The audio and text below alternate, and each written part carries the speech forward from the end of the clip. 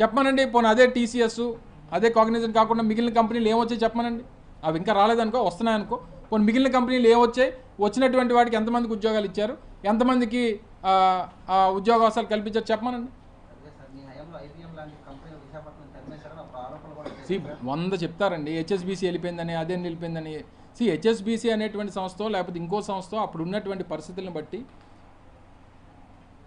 ప్రపంచవ్యాప్తంగా వారికి ఉన్నటువంటి బిజినెస్ని బట్టి, అలాగైతే అమెజాన్ కానీ లేకపోతే ఇంకో కానీ టీసీఎస్ కానీ ప్రపంచవ్యాప్తంగా లే ఆఫ్స్, ఇంటెల్లో కానీ అనేక ప్రపంచ దేశాల్లో అనేక ప్రాంతాల్లో లే ఆఫ్స్ అనేటువంటి జరుగుతూ ఉన్నాయి. అక్కడ అయిపోతుంది కాబట్టి ఏమీ లేదని అనుకుంటే మన ప్రయత్నం మనం చేయాలి. WNSని తీసుకొని వచ్చాం, 5,000 మంది ఎంప్లాయీస్ ఉన్నారు. అదే బిల్డింగ్ కదా. సో ఇది ఒక కంటిన్యూస్ ప్రొసీజర్ జరుగుతూనే ఉంటుంది. కొన్ని సంస్థలు వస్తుంటాయి, కొన్ని సంస్థలు వెళ్తుంటాయి, వాటి ఆపరేషన్స్ మారుతుంటాయి. ఇవన్నీ ఇట్స్ కంటిన్యూస్ ప్రొసీజర్ సిస్టంలో. కానీ దాన్ని తీసుకొని వచ్చి ఒక ప్రచార యావకి, రెండోది ఏంటంటే భూ దోపిడీకి ఈ ప్రభుత్వం దాన్ని వాడుకుంటుంది అనేటువంటిది మా తాలూకు అభిప్రాయం. దాన్నే మా ఎంపీ గారు వారి పిల్లి రూపంలో ముందుకొచ్చారు ఆ పాలసీకి వ్యతిరేకంగా. సో దాని మీద ఫైట్ చేస్తాం. డెఫినెట్గా ఈ విషయాలన్నింటినీ కూడా ప్రజల్లోకి తీసుకొని వెళ్ళి ఏదైతే మరింత ఎడ్యుకేట్ చేసేటువంటి కార్యక్రమం చేస్తాం. ఆసక్తి చూపించడానికి 100 కంపెనీలు వస్తాయి. క్యాబ్ జెమిని CEO గారు విశాఖపట్నం వచ్చారు కదా, టాక్సే కదా అయినాయి, అంతేనా? లేకపోతే ఫౌండేషన్ ఏమైనా వేసారా చెప్పండి.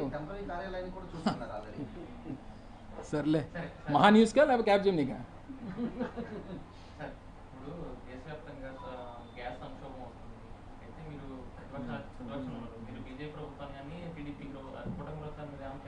ఇది ఇంటర్నేషనల్ ఇష్యూ. ఇది ఒక అమర్నాథో లేకపోతే ఒక ఉదయో లేకపోతే ఒక నాయుడో తీసుకోవాల్సినటువంటి నిర్ణయాలు, లేకపోతే మనం ఏదో ఇక్కడ ఆలోచన చేస్తే జరిగిపోయేటువంటి పరిణామాలు కాదు. ఇది కేంద్ర ప్రభుత్వం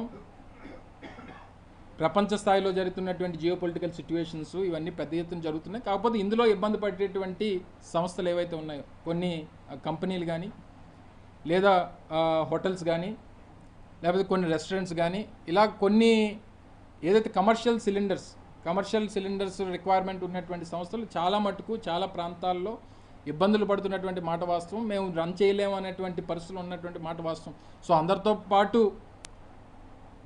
ప్రతిపక్షంగా లేదా ఇప్పుడు అధికార పార్టీ కూడా జియో పొలిటికల్ సిచ్యువేషన్లో చేయగలిగింది, కేంద్ర ప్రభుత్వంలో ఉన్నటువంటి వారు కూడా వారు ఏ నిర్ణయాలు తీసుకుంటారో అనేటువంటిది ఉంటుంది. సో డెఫినెట్గా మా పార్టీ ఎంపీలు, మా రాజ్యసభ సభ్యులు కానీ మా లోక్సభ సభ్యులు కానీ పార్లమెంట్ సెషన్స్ నిన్నటి నుంచి ఎప్పటి నుంచో మొదలైనట్టు ఉన్నాయి, అక్కడ కూడా మాట్లాడతాం. సో సిచ్యువేషన్ని, ఇది ఒక ఆంధ్రప్రదేశ్లోనే వచ్చిన ఇష్యూ కాదు కాబట్టి, దేశవ్యాప్తంగా వచ్చినటువంటి ఇష్యూ కాబట్టి డెఫినెట్గా అందరి ఉన్నటువంటి ఇష్యూని సార్ట్అవుట్ చేయడానికి, అప్పుడు ఉన్నటువంటి జియో పొలిటికల్ సిచ్యువేషన్స్ కూడా సెటిల్ డౌన్ అవ్వాలన్నటువంటిదే నేను కూడా కోరుకుంటూ ఉన్నా. అంటే మరి ఆయన ఏదైనా వార్ రూమ్ ఏదైనా ఎస్టాబ్లిష్ చేసి లోకేష్ గారు లాంటి మేధావులు చేయాలి తప్ప, ఈ జియో పొలిటికల్ సిచ్యువేషన్ని, ఇరాన్కి ఇజ్రాయెల్కి అమెరికాకి మధ్యలో జరుగుతున్నటువంటి వారిని లోకేష్ లాంటి వాళ్ళు ఇన్వాల్వ్ అయితే తప్ప మనం ఇంకెవరో మన వల్ల కాదు.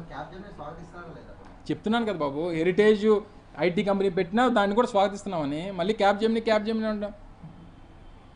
అన్నీ స్వాగతిస్తున్నామని చెప్తున్నాం కదా. నేను స్వాగతించొద్దని చెప్పి నువ్వు చెప్పు, ఏం చెప్పమంటావు చెప్పేస్తాను. మహా న్యూస్లో మహా ఉదయ్ చెప్పాడు, ఇది చెప్పమంటున్నాడండి, ఇది చెప్పేస్తాను. లేకపోతే ఇందాక నుంచి స్వాగతిస్తున్నాను.